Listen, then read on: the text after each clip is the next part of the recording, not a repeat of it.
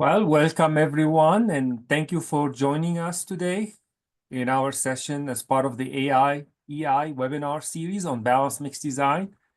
We are at the top of the hour, so we will wait just a couple minutes to allow more attendees to join us before we get started.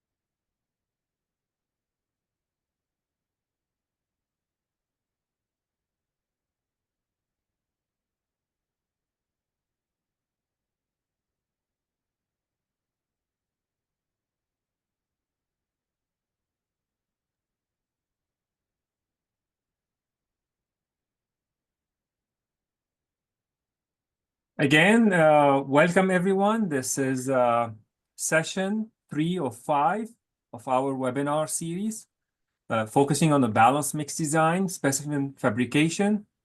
Details matter. We are fortunate today to have with us Tim Aschenbrenner from the FHWA Office of Infrastructure and Derek Niederplant from the FHWA Resource Center as our speakers. They will provide valuable insights into the critical impact of specimen fabrication on the test results and strategies to reduce variability through consistent lab procedures. Before we begin, I would like to go over a few housekeeping items. Please, throughout the presentation, keep your microphone muted during the webinar. If you have any questions, please post them in the chat box, which you can access by clicking chat in the meeting controls. I will compile the questions during the presentations, and then the presenters will address them at the end of the webinar as time allows. Any unanswered questions due to time constraints, we will be responded to separately. And one last comment that this webinar is being recorded, and a link to the recording will be provided at a later time.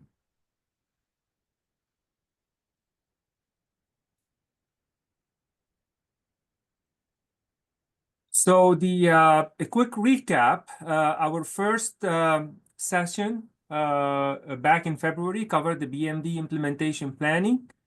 And then in March, our second session focused on the validation for balanced mix design, where we discussed the importance of validation, explored different validation strategies, and reviewed some examples from state DOTs that have gone through the validation process.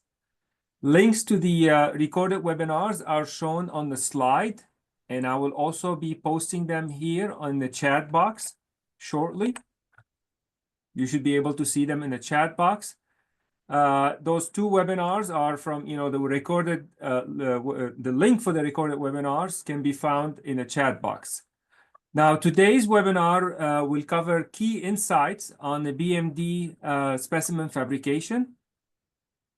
Before we proceed, though, I would like to remind you that there are two more webinars upcoming, one in May and the other one in June. And those two QR codes over here will take you directly to the registration link for the webinars.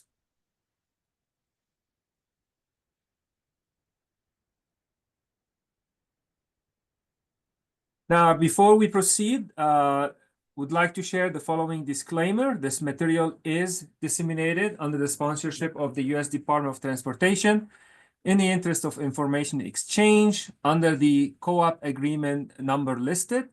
The U.S. government assumes no liability for the use of the information presented, except for any statutes or regulations cited. The contents of this presentation do not have the force of law and are not meant to bind the public. The presentation is intended solely to provide information on existing legal requirement and agency policies.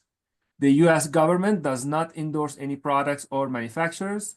Any trademarks or manufacturer's names mentioned are for informational purposes only and do not indicate preference, approval, or endorsement.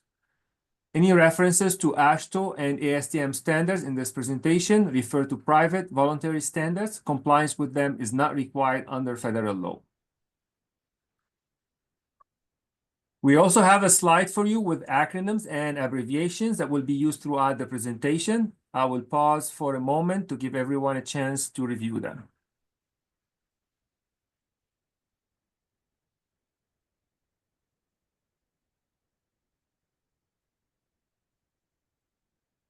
Very good. Now, before we begin, let's just briefly go over the expected outcomes of today's webinar. So we're hoping by end of this webinar or this session, you'll realize the key differences between the BMD mechanical testing and traditional mixed design methods, understand the significant impact of specimen fabrication on BMD test results, and discuss strategies to reduce variability in BMD testing through consistent and standardized laboratory practices. These key takeaways will help guide today's discussion and provide a strong foundation for implementation of balanced mixed design effectively. With that, let's get started. I will now turn it over to Tim to kick off the presentation. Well, thanks for the introduction, Ellie, and welcome everybody to our webinar. I'm glad you're able to attend. I'm going to start off giving a little bit of a background. Talk about we'll talk about a few of the mechanical tests for balanced mixed design. You know, starting with Reading tests, there's many options out there, the ideal RT, the high temperature IDT. There's some wheel tracking tests out there like the asphalt pavement analyzer or the Hamburg wheel track tests. Regarding cracking tests, probably really should start with distresses first. There's a lot of different cracking distresses like thermal cracking, top-down fatigue cracking, bottom-up fatigue cracking, even reflective cracking. And depending on the type of distress you're trying to address, there may be a test that more appropriately addresses that. So a lot of the cracking tests we see are like the ideal CT, the Illinois Flexibility Index test, the semicircular bend, the overlay test, or even the disc-shaped compact tension test. Moisture damage tests, probably most commonly, we see the AASHTO T283, the Lotman test, and also the Hamburg wheel track test. Friction characteristic tests, we are seeing some agencies look to incorporate that into their suite of mechanical tests for their balanced mixed design process. Durability tests might include something like the Cantabro, and certainly this list is not exhaustive. I'm sure there's others as well. But as we look at the national implementation map, many states are moving to balanced mixed design. They're considering the use of the ideal CT for their cracking test and the Hamburg wheel track test for their Reading test. The ideal CT, it appears that right now there might be about 23 or so states leaning in that direction. For the Hamburg wheel track test, there's about 22 states leading in that direction. Those are the most common. These maps are from the NAPA Balanced Mixed Design Resource Guide. There's a link there, and certainly it's a valuable resource to get a sense of where different states are currently at and where they're even thinking about going. This information is updated quarterly, and so it should be current. If you're from a particular state and see it's not current, you can certainly let us know, and we can let the people that get that updated, and we can get your information updated appropriately. So what is different about balanced mix design compared to volumetric testing? And by volumetric testing, for example, we might consider the air voids. To get the air voids, you would need the theoretical maximum specific gravity, the GMM, and the bulk specific gravity of the mix, the GMB. And as seen in the picture here, for the GMB, you can get the dry weight and then the weight underwater. And even running these volumetric tests, there is variability that exists. However, when we start running these mechanical tests, we're seeing that mechanical tests are much more sensitive to the properties that are measured, and the variability can be higher. These mechanical tests are more sensitive to the mix handling, the temperature of the oven, the time in the oven. They're much more sensitive than those volumetric tests. These mechanical tests are more sensitive to factors like binder stiffness, segregation, aggregate, and orientation. So we need to be much more careful about these factors when doing a mechanical test than our traditional volumetric testing. As part of the background, I'll go over two examples. The first example is looking at the Hamburg wheel track test. On the left there, you see slabs. Slabs are compacted to testing height, and this is how the procedure was originally developed and used in Hamburg. The other option to improve some efficiency in testing is to compact the gyratory pills. The pills might have to be cut so they can be placed side to side. They might be able to be cut for testing height. And the way those Hamburg samples are fabricated from the gyratory can have an impact in the Hamburg wheel track tests. So as we look at a portion of a study that came from a much larger study, here we see an XYZ plot. So on the x-axis, we see there's three different mixes. And of those three different mixes, two of them here are at 5 and 7% air voids, and this one is also at 5 and 7% air voids. And then there's a y-axis. The y-axis has the Hamburg wheel track test results. That's the total rut depth from the Hamburg. And then the z-axis has the specimen fabrication methodology. Sometimes the Hamburgs have no cut, so they are compacted to testing height. Sometimes the top is cut. Sometimes the top and bottom were cut. And then finally, the bottom was cut. So if we look at results from this limited study that's also supported by a much larger study, we see that the higher rut depths consistently occur with these bottom cut samples. So these total rut depths when you're using bottom cut are much higher than other methods of fabricating that specimen. Also, there might be an irrational trend of rut depth between different air voids. So if we have low air voids of 5% and go to high air voids of 7%, usually you'd think higher air voids, more water would get in there, it might rut more, but it ruts less. Likewise, at this particular mix with 5% air voids and 7% air voids, seems like it might be a little irrational. So a recommendation from this larger study is to use Hamburg wheel track test specimens that are compacted directly to the testing height. So specimen fabrication can impact these mechanical test results quite a bit. Now, a second study or a second example as we get started. This comes from the Northeast Balanced Mix Design Working Group. Derek is actually leading this effort with several Northeast states and to try to determine if preparation matters, and in fact it does. Here they ran a round robin or an interlab study using 9 different labs. And these 9 different labs were given mixture to prepare for testing in the ideal CT. And they did this without instructions, just following their normal practice. And then secondly, they were given it with instructions. So we can see most of the results from these labs are hovering around 100 or so, but it does appear a couple labs are a little off, and even labs 2 and 4 are a little off compared to the others, and even lab 7 is off as well. Upon investigation, a couple tips and tricks. We'll have some tips and tricks as we go through here. Make sure the molds are preheated, and also the rice can be different. And so one lab thought they were preparing the sample to the rice value, but it turned out their rice was significantly different, so their air voids were different. So a couple tips there.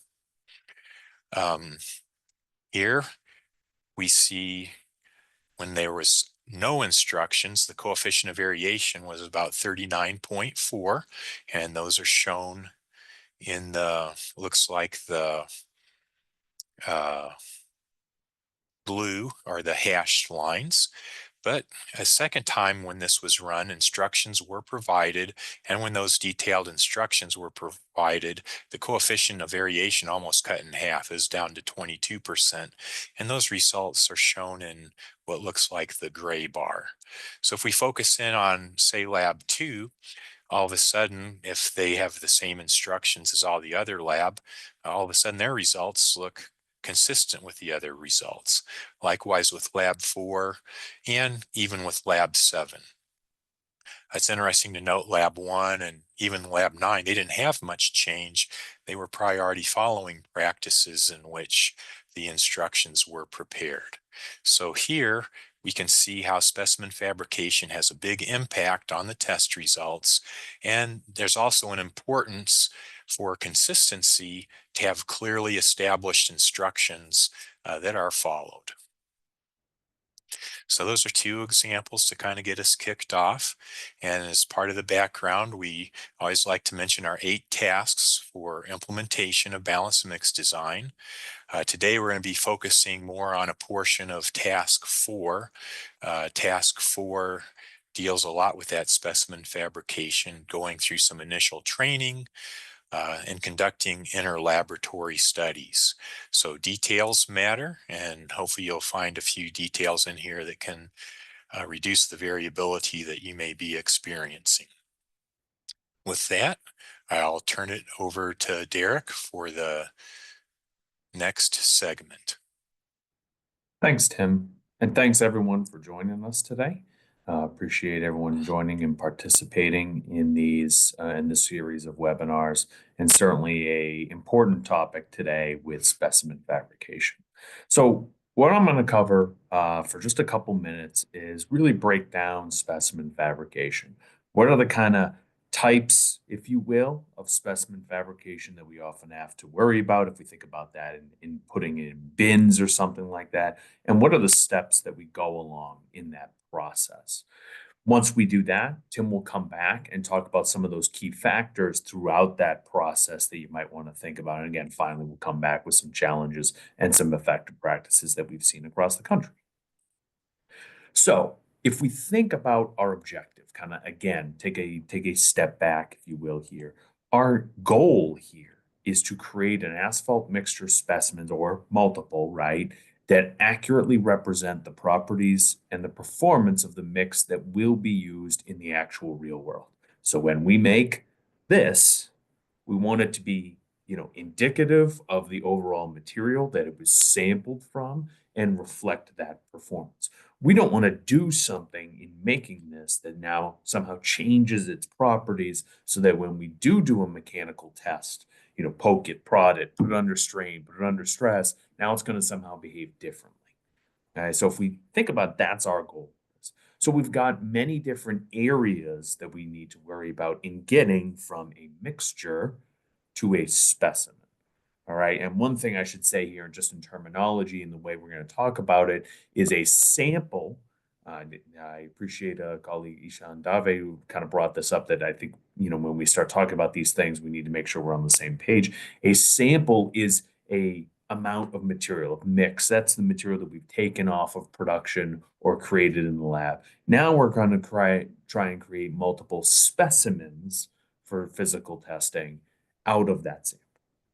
So the first one would obviously be batching and mixing if we're doing lab, right? If we're making lab produced mix in a mixed design phase, something along those lines, we'll talk about that, that's only going to be lab mixed only, right? So we need to worry about that and how we create this material, how we create the mixture so it's indicative of the mixed design and what's actually going to be produced.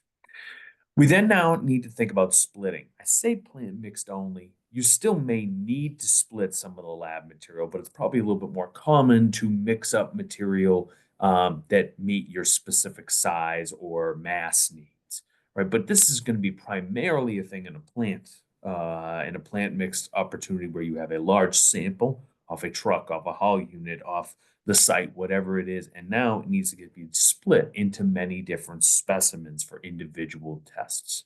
So there's that aspect of splitting, often overlooked, in my own opinion. Then we need to go through the process of heating or conditioning. Now, if we're testing the mixture right away, right after it's mixed in the lab, or right after it's been produced out in the field, this is a little bit different, but it still matters. We often need to bring this mixture up to a certain temperature to get it so we can work with it, compact it into some form or fashion so that we have, again, this specimen. We're going to compact, get this specimen of a certain air void content to then test, right? This would also include conditioning. If you're thinking about any long-term conditioning, any longer term or medium term or short term, whatever it is, any conditioning to age the material, to indicate how that material is going to go through a plant, etc. That's going to be part of it. Then we certainly need to compact it, with most using a superpave gyratory compactor, but it could be other means as well. Could be Marshall. I know some are looking at that with BMD, but either way, it's got to go from a loose mixture, a hot loose mixture, into a specimen at a certain area. And then depending on the test, we've got extra steps beyond that. You know, depending on the test, you may need to cut it, notch it, core out of it. And you can't just use just a gyro, you know, a thinner gyro, right? By either cutting it, etc. For Hamburg, you're going to trim it back and put them together, but that's an additional step onto there. So if we look at it in these kind of bins of areas of concern, if you will, that's where we'll kind of give some of the key things to pay attention to that are going to be key to get less variable results. So, type of specimen fabrication in terms of the material that we're working. So, first, lab mix, lab compact, right? This is the case where often maybe mixed design or something like that, I am combining individual components into a mixture by some job mix formula, fabricating it ourselves in a lab. We're not putting it through a plant. This is often more common in its applications in mixed design development, right? Contractor's not just going to throw something out there and throw it through their plant. I'm going to run it through a lab first. It also may be agency mixed design approval. Some agencies still do a lot of maybe recombine the mix themselves, check the properties against what the contractor mix design. But this is pre-project oftentimes, right? You are now developing the mix design. You need to do this in a lab setting. Once you go from that, now you're talking about plant mix lab compact. All right, and these are the two major types. We're not going to talk about plant mix, plant compacted, or field cores at this time. But plant mix lab compacted, this is where I'm sampling plant produced material and bringing it to the point where now I'm trying to create specimens out, right? So specimen size, specimen geometry, etc. So this often means reheating mixtures from room temperature. Some places are set up, maybe contractor labs, etc., to take hot mix right off of a sample, keep it hot, and mold it. Mold it, or split it, mold it, compact it, right? But oftentimes we find with agencies it's probably a little bit more common to reheat mixtures, that it's sampled, it's allowed to cool down to room temperature, maybe it needs to be transported to a lab, etc. Okay, now we've got to reheat it back up to temperature because I can't split it while it's at room temperature. I can't mold it, work it at room temperature. So it requires that reheat. So applications here, this still could be in kind of a mixed design approval / verification phase. A lot of agencies, or especially with the advent of BMD, are considering more and more how do they use plant produced material to help maybe initially approve, but definitely verify a mix design right before production. This would also be the type of material that we're going to talk about if we're talking about agency acceptance or quality control or contractor quality control into the future. If we're going to bring balanced mix design into the realm of quality assurance, then we're going to have to deal with plant mix, lab compacted mixes, and some of the realities there. This is where I'll put a plug in for the last webinar of this series, where we're going to talk about balanced mix design and quality assurance. I think we have a lot of good information for you there. So a quick little plug. And so what is out there for existing resources? And, understood there's a lot of resources that have been done as labs have gone to SuperPave. We've learned about the SuperPave gyratory compactors and these different things, but we know about those in terms of what we do today. Well, the tests and things we do today. So a lot of it is rethinking those things that maybe didn't matter all that much for our current system. As Tim made the point, this is different than what we do now. That's why some of the things that may be acceptable to do today may not be acceptable in the future with balanced mix design to do from a specimen fabrication standpoint. We want to point out an excellent resource that was put together. This is a NAPA document, IS 145. It's a guide on asphalt mixture specimen fabrication for BMD performance testing. This has very specific instructions. What I think this guide is very, very good at is that lab mixing portion. Has a lot of detail about some of the things that Tim's going to hit on in a moment as far as how to combine gradation, etc. But we'd say that this is very detailed in that lab mix. So if you're thinking about, okay, if you're in that lab mix, lab compacted phase, I think this is your first guide to go to as far as how to properly mix, how to add in wrap, and some of those things that Tim is going to hit on. But make sure you check out that document, as it's a really good resource in this space. And so with that, what I'm going to do is I'm going to turn it over to Tim, who's going to talk to you for the next couple of minutes about the factors that impact specimen fabrication as we go kind of sequentially down the line in those kind of categories, if you will, that I laid out previously. So with that, I'll hand it over to you, Tim.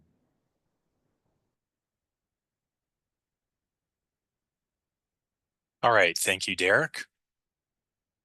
Yeah, so the third segment of the webinar, we're going to talk about factors influencing specimen fabrication. And as Derek mentioned, we got a lot of great information out of the document he previously mentioned, and we'll throw in a few additional tips and tricks. And so I'm going to go over 7 factors to consider for specimen fabrication.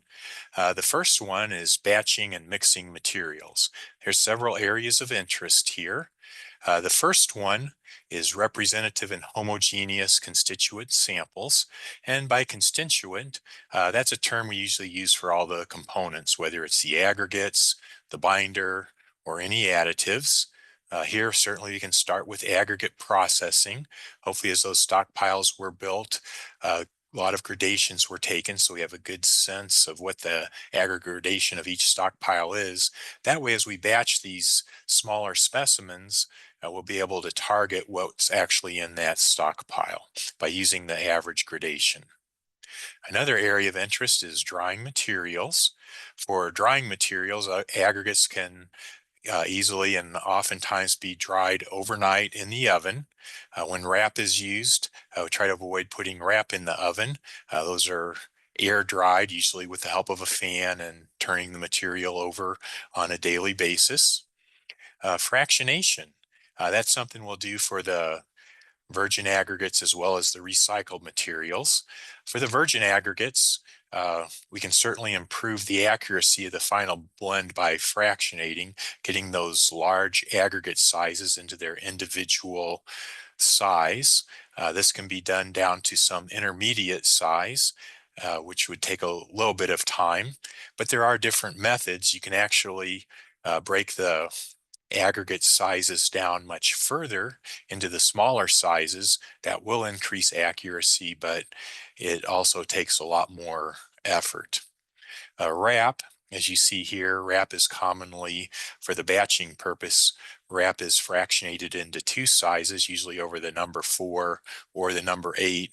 And you can see in the photo the coarse fractionated reclaimed asphalt pavement and the fine fractionated reclaimed asphalt pavement. For additives, additives may be used throughout the state regularly, and you may have some on the shelf that are similar to what came in with the mixed design, but certainly want to use the fresh additives that are specifically being used by the contractor as opposed to using older materials.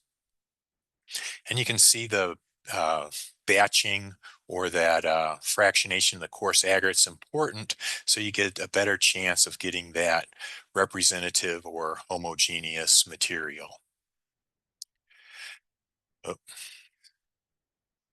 The second factor to discuss is splitting materials. And in splitting materials, there's several areas of interest. The first one is reheating mixtures for splitting. There will be a theme, as you see here, in terms of time, time in an oven, and temperature, the temperature of that oven. Those are two things that have big impacts on your mechanical test results that may not impact your volumetric test results as much. So time and temperature really need to be paid close attention to, as well as the amount of material. You certainly want to have plenty of material when you start the splitting process to prepare enough specimens, because some might have to be rejected. So you want to make sure you have enough to get going. If you have too much, we don't want to be reheating material because that impacts the mechanical results as well. So it's best to start off with plenty of material at the beginning. Another area of interest is the method of splitting. Here you can see a couple of mechanical methodologies, a riffle splitter or a quartermaster. Those are very good to make sure that sample is homogeneous, that if an agency keeps one sample and a contractor gets another sample, they have similar materials. This can also be done by hand as well, a manual method with cone and quarter to get people samples. When it is done by hand, certainly want to make sure we have a large nonstick working area and an experienced technician. Technicians that have done this for a while really have a great skill or great technique where they can split these samples and eventually specimens down into size to avoid that segregation. You know, I've seen where the large nonstick areas are round and rotating. Other areas have little chutes for waste material to be put down. There's a lot of things that can go on here to make it more efficient. Avoiding segregation, that's kind of the key at this whole area, because segregation will impact your volumetric tests, but they'll impact your mechanical tests far greater. And then the number of replicates to split, because ultimately as you try to target for mechanical test results, you try to target a specific air voids, say 7%, some of them are not going to make that tolerance and they're going to have to be rejected. So you want to make sure you prepare enough up front to make sure all of the replicates you test come from that same batch. So again, all these areas of interest are important, and more important for mechanical testing than what we saw for volumetric testing. Now, the third factor is heating and conditioning. Several areas of interest here. One is to select the aging protocol. Short-term aging is fairly standard. We most commonly see about 2 hours. Long-term aging, there are some choices, and we'll go over some of those choices on the next slide. But make sure whatever procedure, whatever long-term aging procedure is selected, that procedure is followed. A few tips here. Make sure after long-term aging, you determine a new GMM, a new theoretical maximum specific gravity. There might be some additional asphalt absorption that could impact your GMM. Oven timers, they can be helpful with the longer long-term aging times in case the ovens have to get started overnight or goes beyond the normal working hours. However, that ramp up time of the temperature in the oven could be a factor, so that's certainly something that should be looked at. Keeping ovens closed, trying to minimize the amount of time you're opening and closing them to keep that temperature constant is very important. And In some cases, you can see the probes in the side here. Those temperature probes can be inserted so you can keep a good sense on what the temperature of the mix is, as opposed to the air temperature that's flowing in there. Now, another area of interest is the temperature, reheating versus not reheating or going right to compaction. You know, Derek had mentioned this earlier. The key here is to be consistent, and we can report that one state found this is a big difference with mechanical test results. So for their criteria, they have a criteria for samples that are reheated, and then they have a second criteria, which is a little bit higher, for samples that are not reheated. So that can have a big impact. Not going to say one is better than the other, but certainly you need to account for that. Another area of interest is time in the oven, and that's if you are reheating. And the question here is, do we need to wait till the mix gets to compaction temperature?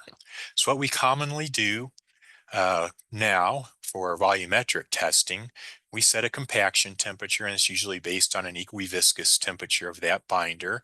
And we have a number of design gyrations. We go through the entire procedure, and the output is air voids. So we know those air voids that we can use to make important decisions at the mix design and important decisions throughout production. So that compaction temperature is very important for volumetric testing. However, when we go to mechanical testing, we learn the longer time samples in the oven, the more the mechanical tests are impacted.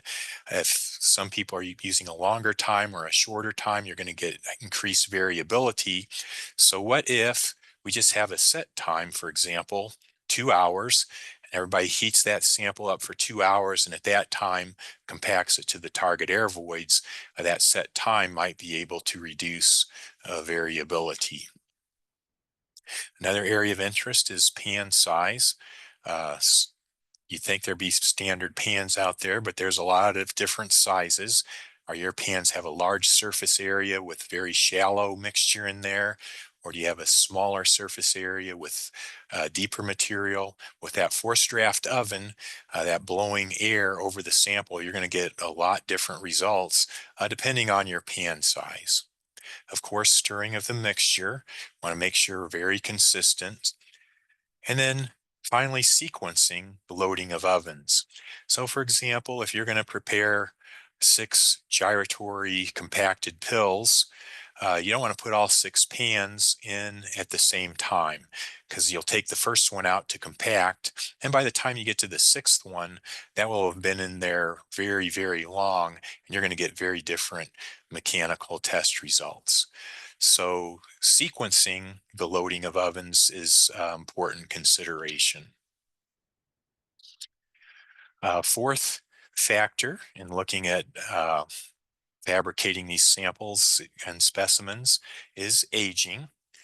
Here we can take a look now at AASHTO R121, a relatively new AASHTO practice, summarized based on several different research efforts from around the country. And there's 5 options. You can see options A through option E. One of these options is using a compacted specimen. The other 4 are using loose mix. When going about the process of selecting a long-term aging procedure for your lab, you might want to really give consideration to your lab operations and how you're going to prepare these samples.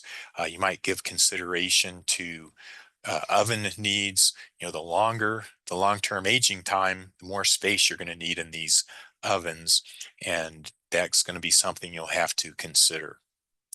If we look at the table in the upper right, we'll see for short-term aging, most of the states we have in this table are using the 2 hours, although not all are.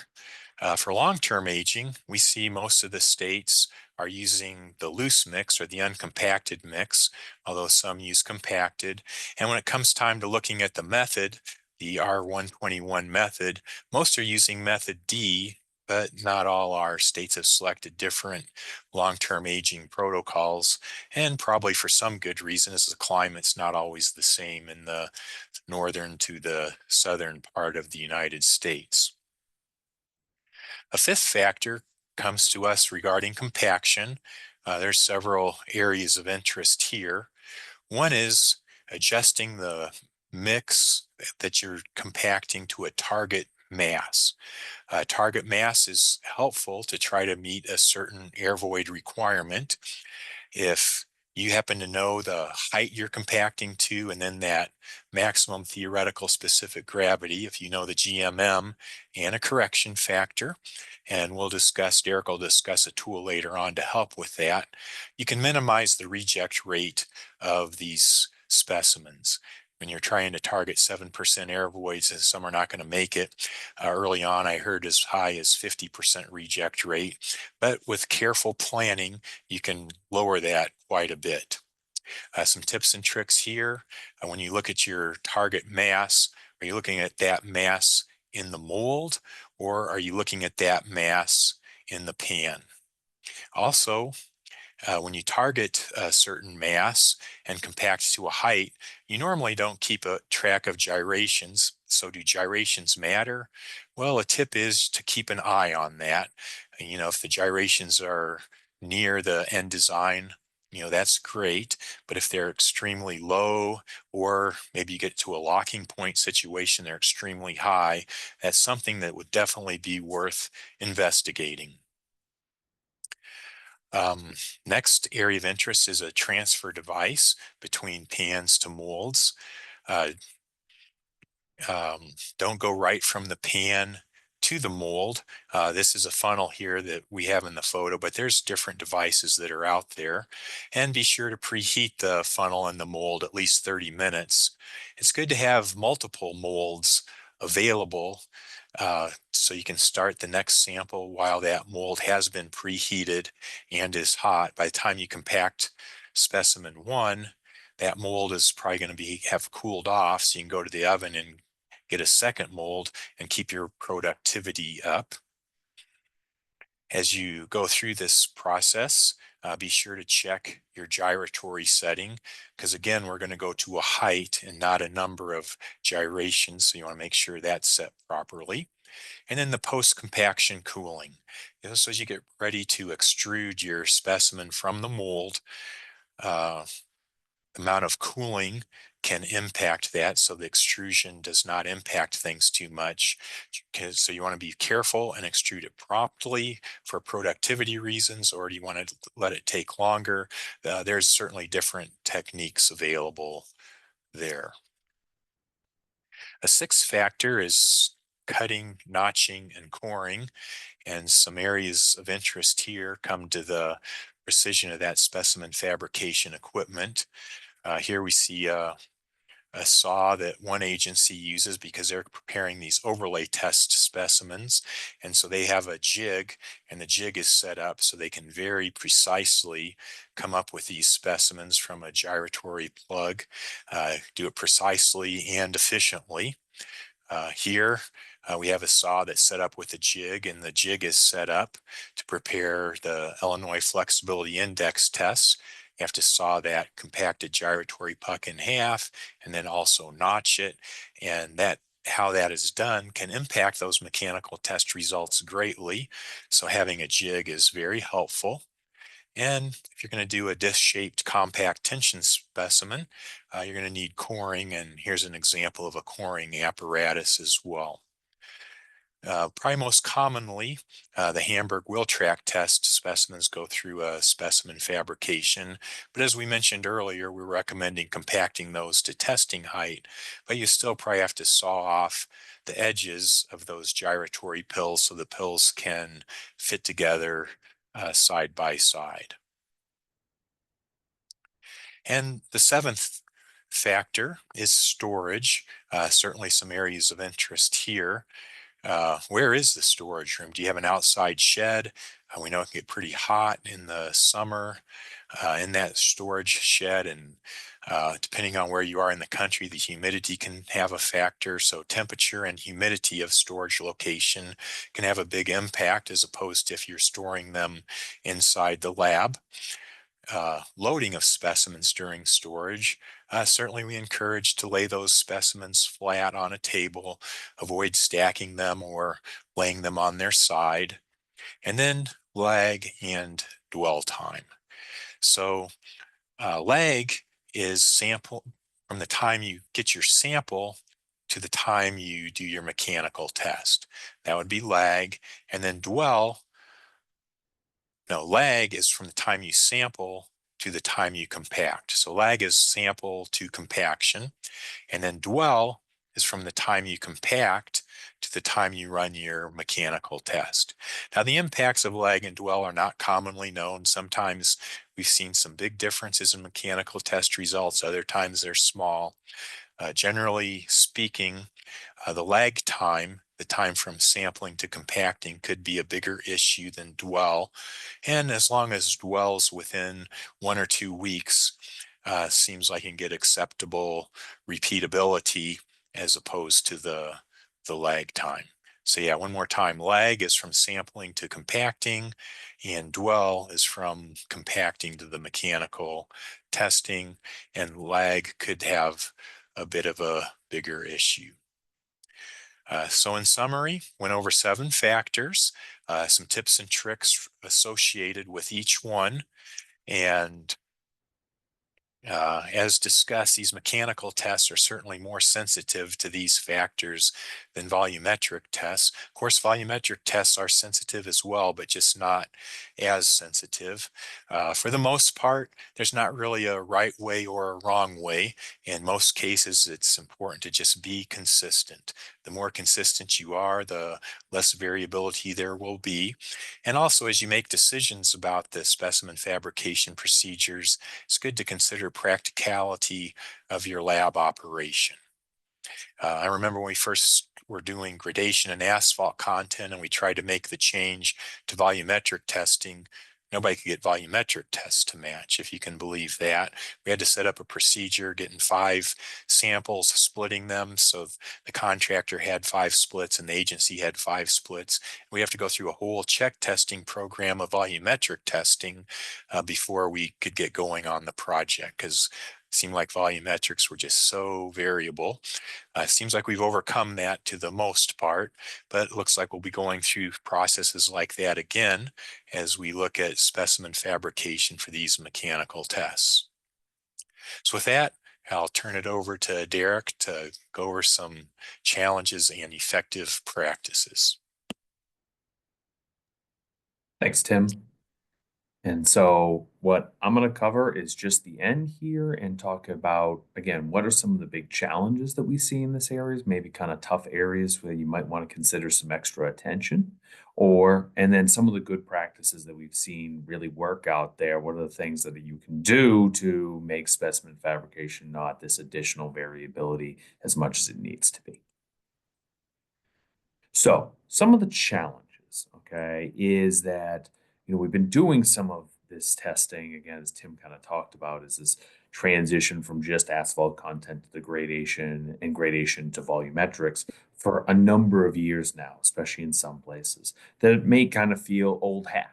And so this kind of move, there's this necessary attention to detail from the technicians, that this is not just your regular old gyratory pill that we're going to heat up to compaction temperature and then go right over, okay? That it is more along the lines of something we got to actively think about. It's also important to document factors that influence that specimen fabrication and bring them out in the test standard. Now, I'll say this. I think if you look at the test standards for much of balanced mix design, any of the mechanical testing, they'll a little bit yada yada the specimen fabrication part, because part of that is that the line of thinking that we don't all do it the same. I helped do a survey for the Northeast states about how they were doing specimen fabrication, and there was no uniformity whatsoever. There was a lot of different practices, and that's kind of a challenge, as Tim discussed earlier, because there's may not be in a lot of these areas a right way to do it. but the variability is the problem, right? That is the thing that could be a problem that causes additional variability. So again, I think our message here is that the details matter. If you just look at the test standard, you're not going to get those details to say, oh, do it, heat it this long, use this type of pan, whatever it is, but they do matter. Another challenge for some labs, especially if you're just getting going on this, is getting specimens to reach acceptable air voids. A lot of the tests are tolerances of plus or minus 0.5% in air voids. So you got to be pretty precise in order to do this. Now, the good news is that many labs have gotten extremely proficient with achieving acceptable air voids. Something like a reject rate of 10% or under, something along those lines. So it's achievable, but you got to shift the mind of thinking. So, kind of that's first step if you're just getting into this is achieving those acceptable air voids. Otherwise, you've made a specimen that you can't use, all right, because it's apples and oranges if it's outside of that acceptable air void range. Consider the differences between your lab mix and your plant mixed materials. They will be different. We've probably said that in every single webinar somehow or workshop that we've done that lab and plant produce. We have yet as an industry to close that gap to figure out a way to make our lab produced mixes look exactly like what we make in the field. And there's a number of good reasons why that happens. But consider that and how you might devise a specimen fabrication procedure that could potentially do both, that could be used for both. I think I heard an analogy or kind of saying once that if we do something consistently all the time, we're often better at it rather than doing something, oh, we have this procedure for lab or this procedure for plant. Right? As Tim kind of alluded to, consider lag and dwell effects, even if they are still a bit unknown. I'll put a plug in for Capri, Consortium for Asphalt Pavement Research and Innovation, I believe. I always get the I wrong. But that group funded a lot of lag and dwell experiments, and I believe they'll be reporting that in the coming months. So look out for that. But I guess the point is maybe even operate like there is an effect. Okay, so trying to store material not in an incredibly human hotbox storage, all right, or trying to store specimens so they're not piled on top of one another or something along those lines, or in the hottest room you have. Operating under the thought that it could have it. And then finally, develop and follow your own protocols. And we say aging here, but for everything, again, that's going to be something we talk about. But if you're going to bring aging in, which often is very well thought of as far as cracking and needing some sort of aging to get to that further life, that further embrittlement for cracking, think about what aging protocol works, obviously, technically. All right, that would be something to consider in your validation, but also logistically with your lab operations. So some examples of some challenges, all right, that we've seen that people have had to try and overcome across the country. Number one, and this would be the same with volumetric testing, is potential segregation in fabrication. This is an extreme image, obviously, from Napa, from their resource guide, but you can see some extreme segregation in how this was made, right? This is probably an example of someone that's going directly from pan into a gyratory mold, maybe kind of letting it dribble out and getting segregation. It doesn't even need to be this extreme. I'm a stickler personally about splitting. I believe we overlook splitting as something that could cause some variability. If I don't split effectively, then my specimens that all go into different pans, one might be fine, one might be coarse, etc. And that's going to drive up your variability that you see among replicates. So segregation in that fabrication or splitting process. Second big one I think we find is just maybe inconsistent heating for splitting and compaction. Again, if I'm thinking, let's say I'm doing ideal CT and ideal RT, I could be talking a minimum of 8 replicates of this I got to make, right? So that fabrication process, depending on how you're set up, could span hours, right? Hopefully hours, hopefully not days. And you can think about the variability between that. And it's often important with heating. We haven't necessarily had to think about that with volumetrics, all right? If one pan is in there,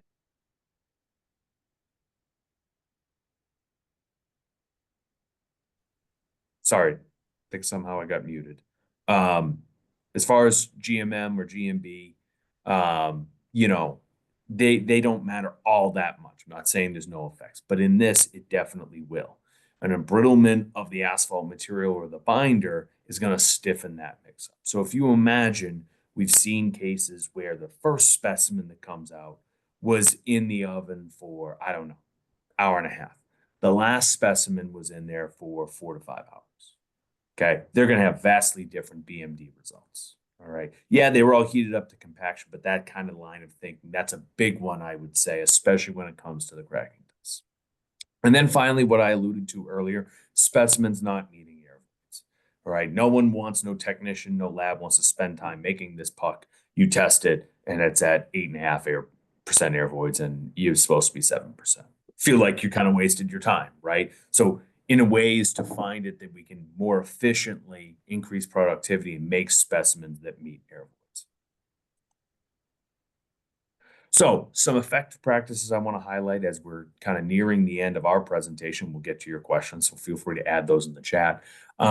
Follow specimen fabrication procedures and make those state specific. All right. We know we don't want a proliferation of standards and everyone does it different, but everyone's lab is different. Right? Everyone's conditions are different. Being around the country, I'm going to pick on North Dakota. Okay. Paving in North Dakota, I don't care what it is, testing, etc., looks a lot different there than it does where I live in Maine. Right? It's just kind of different worlds. So it's got to be somewhat state specific that works for your given situation. There you can use tools, worksheets, other predictive items to help meet air voids. That's a big thing that I think experienced labs know, that they create or use these tools to get a good target mass to meet air voids, to reduce their reject rate and make more of their work effective. We'll talk about conducting training sessions and interlaboratory studies, primarily targeting fabrication. And again, we'll give some examples of those different things of how you could do that. So again, I think a lot of what we're talking about here is to drive out variability. So let's see some examples from what we've seen around the country. First one, I have an example from Maine DOT. Thank you, Maine DOT, for sharing an excerpt of their procedure here. But this is their specimen fabrication protocol for plant mix lab compacted specimens. Maine DOT already uses the Hamburg on some of their projects. They are looking at ideal CT, ideal RT, among others. So they put together this plant mix lab compacted specimen protocol. Just a couple things that I want to highlight in here. You know, obviously it's something where Maine DOT has 2 different labs conducting this specimen fabrication. So even within their own internal, they want consistency, much less contractors on the other side, on the outside, trying to make and match up. So a couple just examples of the level of detail. They kind of give an idea of what to target to estimate the mass. And this is based upon their experience, okay, where they use kind of an equation, all right, to estimate the mass that they need in each pan. They also get into specifics beyond what procedures often do. They're saying that they use boxes, all right? It's placed in a forced draft oven for 3 hours to heat up. They should remain closed. It's intent to get rid of any moisture and get it to splitting temperature. Another example that I talk about this, that they get into specifics, is 3.1.6. They're placing pans and mix in the oven. They put 2 in, all right? And then they stagger the rest. They're not putting all their pans in at the same time because they're acknowledging, even in the procedure itself, that this delay is to minimize unnecessary heating time of the remaining pans. Because they know it's going to take a little time to get that first specimen out, check air voids. Are we on target? Are we not? And they're acknowledging that in here. So I guess all I'm trying to say is, again, this may not be the right way, but look at the specifics at the technician level that allow them to their labs to conduct it the same way each time. Have another example from Virginia DOT. Okay, this is their lab mix, lab compacted kind of flow chart, if you will, specimen fabrication. They are talking about, you know, again, starting with a sample in a metal pan that's stored, all right, or mixed, all right, prepare for this, condition it based upon, they're giving a uniform thickness in their pan, preheated oven. All right, a big thing here, preheated oven. Right, we have seen sometimes where people put into ovens and allowed the mix to kind of take the ride up. So it's a lot of other thermal energy that's being imparted into that mixture. All right, they're giving specific instructions to stir every 60 minutes, check if the internal temperature has been there, but look at the level of detail, even when the timing starts. The timing starts when it's placed in a preheated oven rather than a cold oven that's being brought up to temperature. Again, these details go beyond what is in the ASTM or AASHTO standard for these tests, but it's necessary for their operations to maintain consistency. And then we have another one from the FAA. This is for some work that multiple research institutions are working for the FAA on their balanced mix design implementation. And they had different labs across the country trying to do this testing, right? And so they didn't want to put in differences by the fact that they had different labs in different regions trying to use testing together to come to unified conclusions. So they had to put together a very detailed, again, specimen fabrication protocol. This is lab mix again. All right. You don't see a ton of detail in the loose sampled in this flow chart, but it's there. Again, they're giving an idea of uniform thickness. They've got 2 hours plus or minus 5 minutes. All right. Stirring every 60 minutes, checking to see if the internal and kind of coming back. Again, it's very specific that the timing starts when placing the sample in a preheated oven, etc. These are the type of things that you want to consider when putting together a procedure for yourself. And one kind of example, I don't have the flow chart from Louisiana, but Louisiana uses their BMD. They've had BMD in there with the SCBJC test, but they did some of this work. And they're another example where they saw a reduction in coefficient of variation when they were able to kind of solidify their specimen fabrication procedure and a worksheet that went from COVs from 30% to under 20%. You saw the examples that Tim showed earlier. This has real impact, has been proven then and again that this is driving a decent amount of the variability that we see in BMD overall.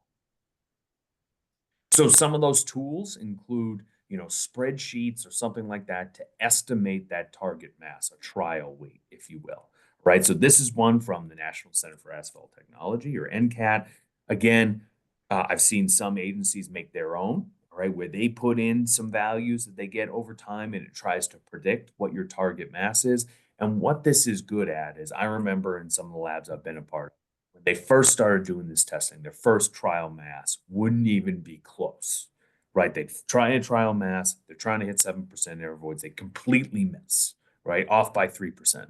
Now you need another guess to even get close in the ballpark. These tools are allowing you to get pretty close to 7 right off the bat so that you're not rejecting specimens. All right, that's what you want to do in order to be productive. Again, no one wants to make these and then throw them out because you can't use them in testing. They don't need air voids. You can't be comparing them to other specimens that do, right? So these tools are out there. That's available to the public, the NCAT spreadsheet. There may be others, but they're very good ones to allow you to get a good starting point for your target mass. And then also, now you put in the air voids of your first specimens. Now it's going to tell you what kind of adjustment, what kind of mass adjustment am I going to make to really get to that 7%. And then a final reminder, a solid practice is to check every single specimen for size and air void requirements, right? Shouldn't be any, well, the first one met, so we're assuming the rest do. There's variability in this, right? There's variability in our splitting and our heating, etc. You want to check before you say this specimen is good, and I'm going to add it to my average and my standard deviation for this sample. You want to know that it meets air voids, all right? And check that. So please don't skip that step. Make sure that you're meeting air void requirements. Check the thickness, check things like that, whatever your dimensions are, to make sure it's meeting those standards. Other things to consider. Consider conducting training sessions, all right? States that are further along or agencies, if they kind of have the expertise in their lab, they've been doing this for a couple of years, consider conducting workshops or sessions that demonstrate that procedure, not to heads of QC or something like that, or heads of consulting companies or heads of labs. Get the technicians in there. Get them watching the procedure from start to finish. Maybe this is industry with state DOT kind of together, but focus on the finer points, the things that maybe even you can't read in there. All right. This is actually an example that Maine DOT provided. They did this type of activity just this past winter, where they brought in QC technicians from across the state to see how their specimen and testing fabrication process went for balanced mix design as they anticipate a jump in activities coming forward. A very good thing. And this could be not balanced mix design, anything. We've seen states do this with specific gravity testing of aggregate. It's a good practice. Get everybody in the room, watch it all together. And then finally, an excellent tool is interlaboratory studies, ILS. We say this in our BMD workshop that we often give. This is one of the things that all of the states, the kind of lead states on balanced mix design, have done. Right? There are a lot of things that 6 out of 7 are done. This is the one that everyone has done. So understand that when we see test variability, if I'm looking at ideal CT data, remember what's included in that, right? Let's remember the sources of variability that are in there. We certainly have the material variability itself, but we also have the sampling. We have the testing variability that's in there, okay? And specimen fabrication that's part of testing. So through these efforts in crafting your own interlaboratory study, you can determine test precision, single and multiple labs, coefficients of variations, getting between state DOT and industry labs, and you can often design them to target specimen fabrication. So here's examples of some of the ILSs that have been done on a large scale. You see the single operator or multiple operator. Again, there's details out there, but I think for those of you that may have been involved in the NCAT round robin ILS, the first time they kind of left specimen fabrication a bit open, right? But then they started giving specimens and saw the variability collapse. Once you took out the variability of specimen fabrication, the uniformity of the test came down. And that's been proven over and over again. You saw the Northeast BMD ILS results I've been intimately involved with. It has been proven again and again that specimen fabrication is driving a decent amount of these end result COVs. But you can design these studies to target that, all right, to target a simple part. And this has been used in many states. Illinois is another example that designed some ILSs to drive at how much variability is this bit of specimen fabrication adding. So as we near the end here, and I hope you're entering questions for us to answer, some key takeaways. Consistency, all right? Again, there may not be a right or a wrong answer for this, but you want to standardize as much as possible mixed sampling, storage, and sample preparation. A lot of the national work is going to look at quantifying the amount of variability in these things, but until you know, it's better to standardize it, right? Conduct ILSs in order to assess the test variabilities between laboratories. If you're at that point, you're at the point where everybody's testing, it's a good idea to start getting ILS together. Everyone feels more confident when they can see where they line up with everybody else, all right? And then conduct training between DOT contractors, consultants, to reduce that variability, to get at those finer points. Remember, the details matter. The critical challenges that we face in this area is, again, standardizing those procedures to address testing discrepancies. And the thing is, you probably have discrepancies now because it maybe hasn't mattered all that much until now. So everyone has different practical concerns in their lab operations. All right, that's what we found from surveying different labs and things like that. A lot of these decisions have just become that's the way we do it. So you got to address those discrepancies and try and find a way to come to a consistent way. Reduce variability in fabrication between specimens. That is totally in individual labs control. So a perfect example of this is staggering pans that go back into the oven for compaction. I'm not going to toss 10 pans in and the first one out has half the heating time as the last one out. You want to remember that each of these individual specimens want to be as close to each other as possible. All right, understand interlaboratory variability better. That's what we're aiming after by doing this, and improve training on sample preparation and handling. I think, in my opinion, I think the specimen preparation is the more complicated part of BMD than the testing. A lot of our tests are pretty simple. Yeah, there's things to watch out for. There's things in conducting the testing, but it's a lot of work to make this specimen, and then I break it in 10 seconds. All right, so there's got to be a lot of training and focus on that area in order to get consistent results. And with that, that really wraps up the major things that we find from specimen fabrication. We appreciate listening in. We'll get to questions. The last thing I want to do here is talk about the upcoming webinars. So again, our first one was about planning, implementation, getting an implementation plan. Second, we talk about the ever important validation. Today, we've talked about fabricating specimens, and that's in this task 4 of, again, the details matter. In our next webinar, we're going to be talking about testing conditions. So read that as aging, all right, aging procedures. Read that as testing temperature, things to consider there from what we've learned. And then finally, we're going to be talking about applying quality assurance with balanced mix design in our final webinar. So please make sure to share with us those and come and join us. With that, again, a reminder on the Federal Highway Balanced Mix Design website and workshop, and a lot of our resources, again, through the co-op, that's all there. A lot of great information in recent years on balanced mix design. And with that, we thank you for your attention, and I'll turn it over to Ellie to start the questions. Excellent. Thank you, Tim. Thank you, Derek, for sharing, such valuable information, highlighting the various factors that can influence the BMD mechanical test results. And with that, we do have a few questions. I will start with the first one that is more related to the asphalt mixture temperature and how does that temperature affect the specimen during fabrication, and whether this temperature, the mix temperature, should be kept consistent across all specimens.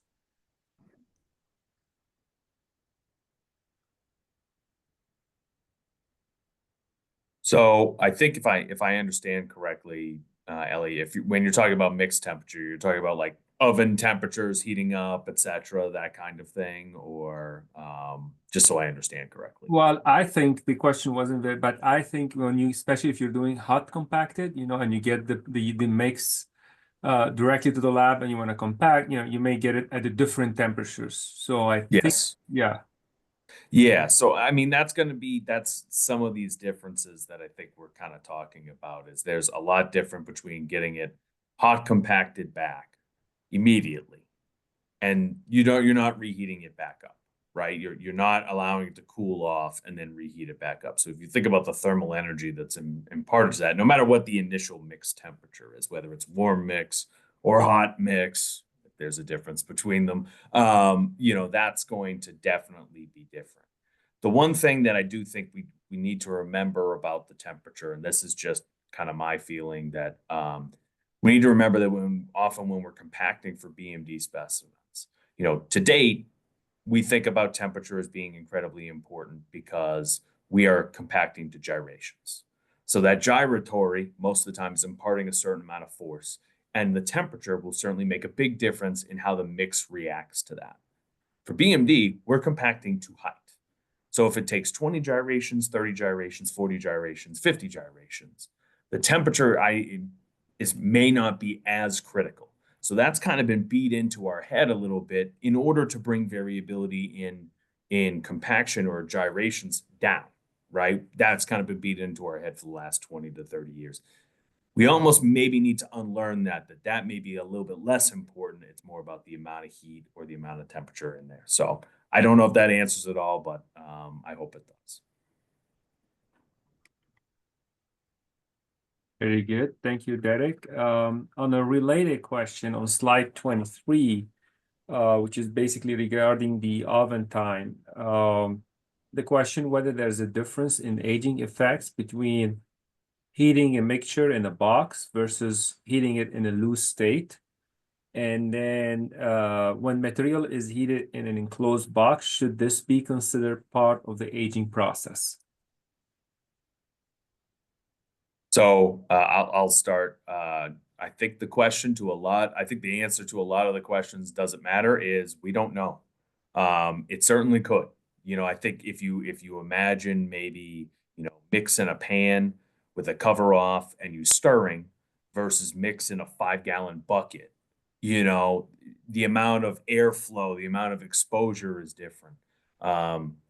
Again, how much that difference is, a lot of that work has not been done to date. A lot of people have done limited stuff that may believe that it's important, but I think many believe it might, right? So that's a solid maybe, I guess, from me. Do you want to add something, Tim? I know you have the slides up. I'm trying here.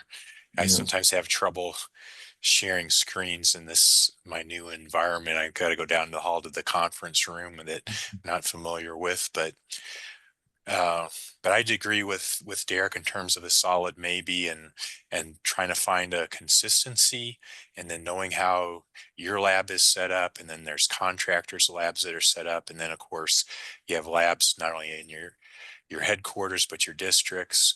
Trying to find some manner of consistency that as many labs can follow as possible would be important.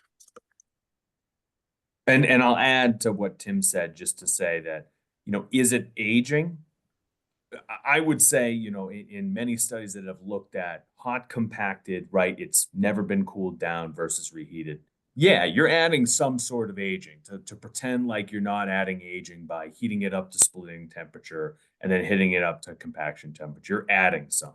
What is the right amount of aging? That's different. But that's where even the term reheated is tough, because reheated in my lab might be different than reheated in Ellie's lab. And yet we're treating them like they're the same. And that's why that thermal history can kind of get important. So I would consider that aging. That's why, again, we get in this sticky conversation about, well, what's long-term aging? What's medium aging, short/medium aging, et cetera, et cetera. Yeah, and if I may, as a matter of fact, some agencies actually develop different test criteria for the hot compacted versus reheated samples because of that additional aging due to that reheating process. Another question is basically on related to slide 36, for the sample preparation and the target air voids. So the question is, when reheating the plant-produced asphalt mixtures, would it be better to measure both the GMB and the GMM for input into the NCAT spreadsheet in order to get the trial weight for a specific height? Or is it sufficient to measure only GMM and use the job mix formula value for GMB? And I think that you touched on that a little bit, but So I'll just give from the labs that I've always associated with. We have always run max specific gravity and bulk specific gravity on any sample that we do BMD on. I think you certainly need the max specific gravity, right? From that condition, reheat it up. I would certainly say that is whether you need the GMB, I don't know, but I like having that data point to know what the air voids of the mix is. Is it way off from the target? Is it different? So I think it also is a data point that others can use, that, again, with this spreadsheet and others, is a data point to give you an idea of, okay, X gyrations gave me what for GMB that could be used in that relationship. So I have always had labs running those as pretty much standard alongside BMD. But again, I'll leave it to Tim and Ellie what your opinions are.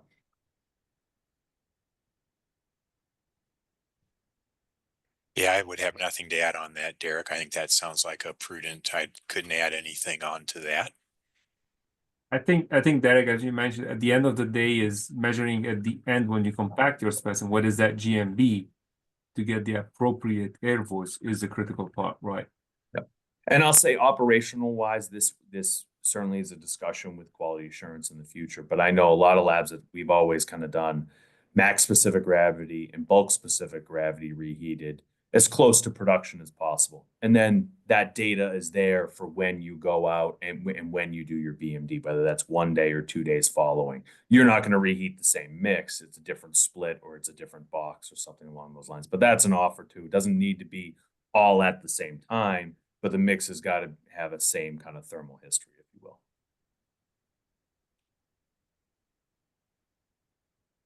Very good.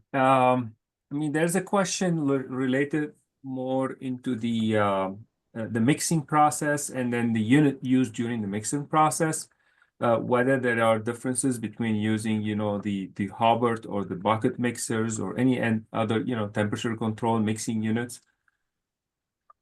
Any insight that you guys can provide? Solid maybe.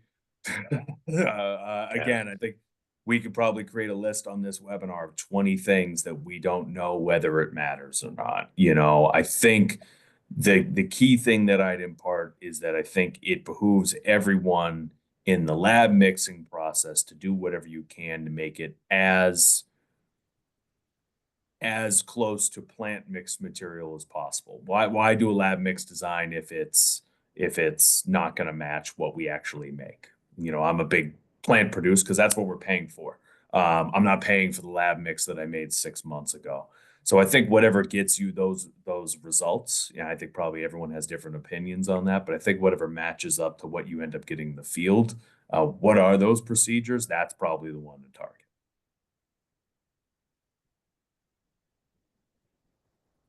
And related to that, there's a questions related to the oven size. Yeah, and how much does that influence the test results? And then, how many samples you have in the oven, what's the spacing between and the airflow within the oven? A solid maybe, right? Yeah. It's an excellent question, Jeffrey. I think it does matter. That oven could be set at 150C, but if you overload it, how much energy, and again, that's where that consistency lines in.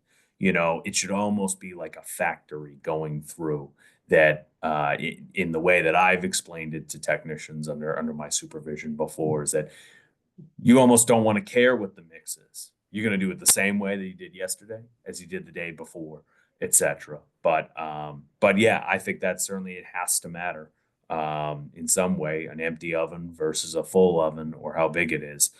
But consistency is king.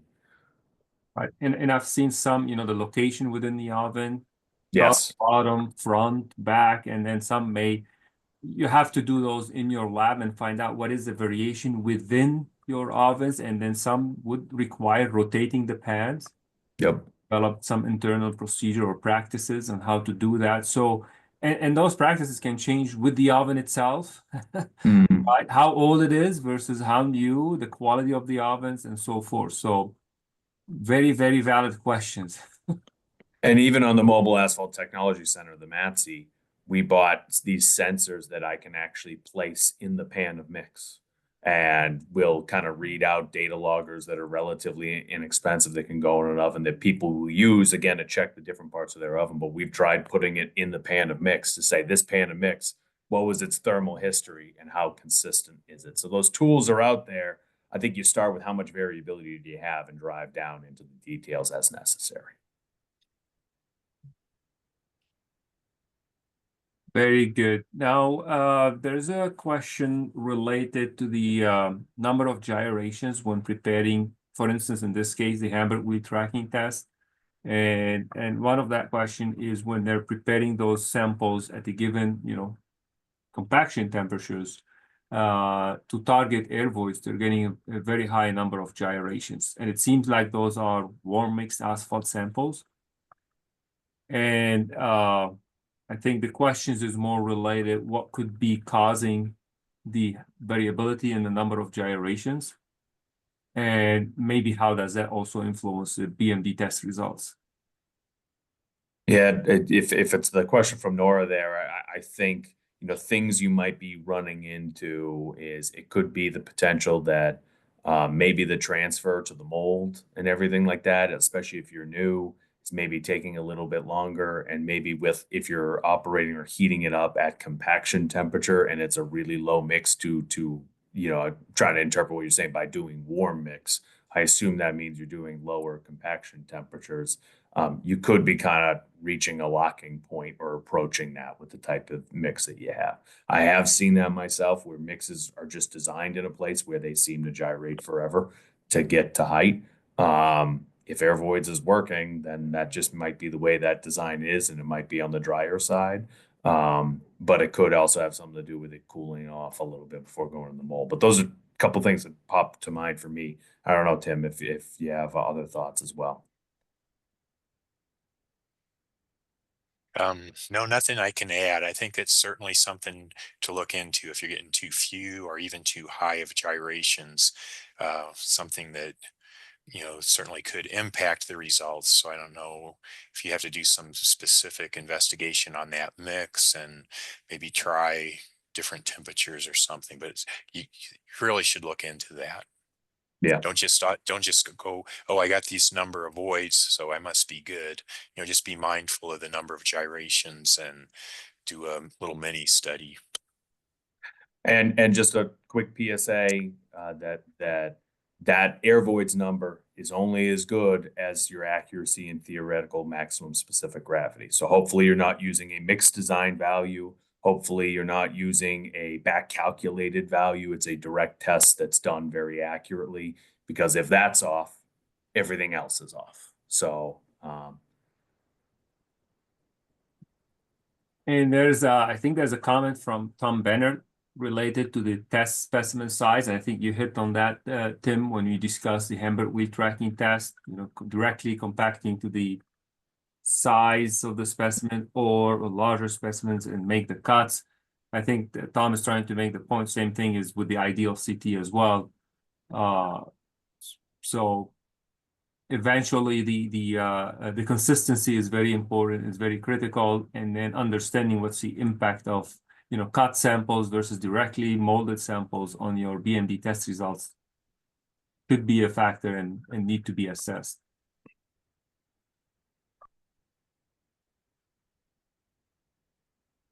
Very good. I have maybe one more somehow related questions is when determining the asphalt binder content for plant produced asphalt mixtures, whether that would be a good practice if you're doing this for plant mixes in order to ensure or to assess the mix uniformity in comparison to the lab mix, lab compacted.